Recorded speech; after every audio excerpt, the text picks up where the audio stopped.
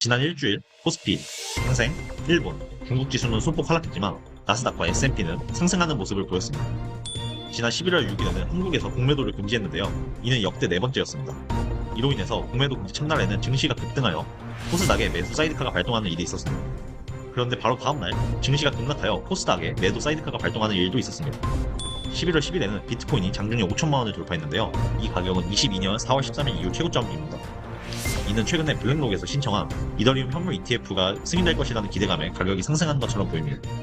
또한 11월 11일 새벽 무디스는 미국의 신용 등급을 안정적에서 부정적으로 하향했습니다. 이 소식은 장 마감 이후에 나온 것으로 현재 주가에는 전혀 반영이 안 되어 있다는 점을 참고하시면 될 것 같습니다. 향후 일정입니다. 11월 13일에는 셀트리온, SK, HPSP의 실적 발표와 일본의 생산자 물가지수 발표가 있습니다. 11월 14일에는 삼성생명, 뷰노의 실적 발표와 한국 수출입 물가, 미국의 CPI 발표가 있습니다. 15일에는 레인보우 로보틱스, 한국전력, CS윈드의 실적 발표와 한국 실업률, 미국 생산자 물가지수 발표가 있습니다. 16일에는 미국의 월마트, 미국의 상장된 알리바바 실적 발표 및 미국의 필라델피아 제조업 지수 발표가 있습니다. 추가로 한국에서는 대학 수학 능력 시험이 예정되어 있습니다.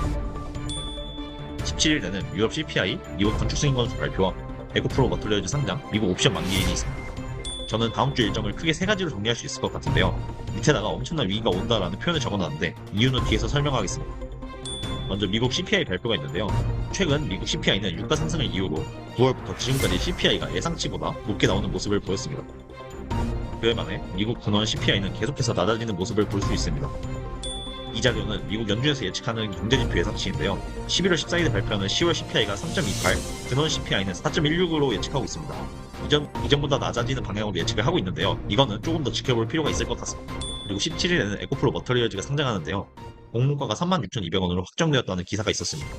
기사를 읽어보면 경쟁률이 17.2대 1을 기록했으며 상장 후 시가총액은 2조 5천억 원 규모가 될 것으로 보고 있는데 이 수치는 이전에 기대했던 가격보다 낮은 수치이기 때문에 수요 예측을 제대로 하지 못했다는 평가가 있는 것 같습니다. 또한 17일은 미국 옵션 만기일입니다. 이게 내 마녀의 날은 아니고요. 사람들이 가끔 헷갈려 하셔서 내용을 살짝 정리해봤습니다. 그리고 다음 주 증시 분위기는 좋지 않을 것 같습니다.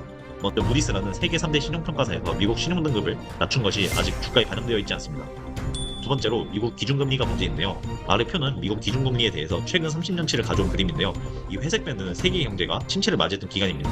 그림을 보시면 아시겠지만 급격한 금리 상승기를 지난 이후에 일정 시간 금리를 동결하다가 금리가 하락하는 시기에 침체가 왔습니다. 현재 미국의 금리 상태는 동결 상태인데 이게 언제 꺾일지 모릅니다. 저희가 명심해야 할 것은 세계 경제가 더는 버틸 수 없을 때 금리가 하락한다는 것입니다. 세 번째로 미국 장단기 금리 차인데요. 보통 10년물과 2년물을 많이 사용합니다. 항상 장단기 금리차가 역전된 이후에 이 차이가 조금씩 회복되는 시기에 침체가 왔습니다. 현재 흐름을 보면 이 차이가 조금씩 회복되는 추세에 있는데 이게 언제 다시 양전하면서 회복될지 모르기 때문에 이 또한 계속 지켜봐야 할 수치입니다. 마지막으로 지난번에 있었던 파월 연설이 심상치 않은데요. 11월 이전에 있었던 FOMC에서는 언제든지 금리를 올릴 수 있다는 강직한 어조로 발언했지만 이번 FOMC에서는 금리를 좀 더 올리는 것에 대해 신중하게 판단하겠다는 보수적인 어구를 사용했습니다.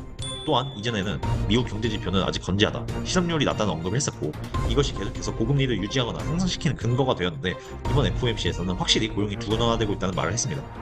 하지만 아래 실업률 지표를 보시면 실업률이 높아진 다음에 침체가 오지 않습니다.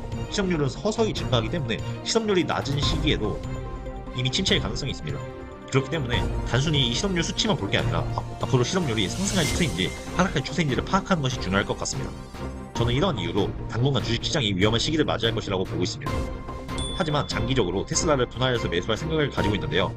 이런 침체 시기에는 역으로 주식 가격이 크게 하락하기 때문에 저는 현금을 큰 비중으로 들고 있으면서 주식을 조금씩 매수할 생각입니다.